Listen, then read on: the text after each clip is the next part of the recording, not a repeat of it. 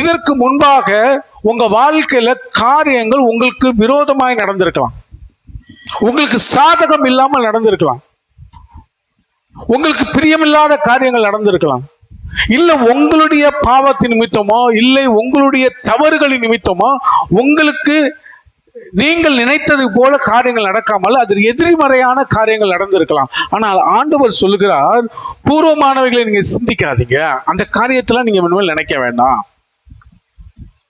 நீங்க உங்க வாழ்க்கையில நான் புதிய காரியத்தை செய்ய போறேன், நீங்க அதை மாத்திரம் பாருங்க.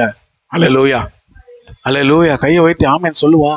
புதிய காரியத்தை செய்கிறார் உங்க வாழ்க்கையில. ஆண்டவர் புதிய காரியத்தை நீங்க எதிர்பாருங்க, அதை உங்க வாழ்க்கையில செய்ய போகிறேன் ஆண்டவர் சொல்லுகிறார். முந்தினவைகளை நினைக்க வேண்டாம், இதற்கு முன்பாக நடந்த காரியத்தை நீங்க நினைக்காதீங்க. பூர்வமானவைகளை இதற்கு முன்பாக நடந்ததை சிந்திக்க வேண்டாம், எதையும் நினைக்காதீங்க. நான் உங்களுக்கு புதிய காரியத்தை செய்ய போகிறேன்.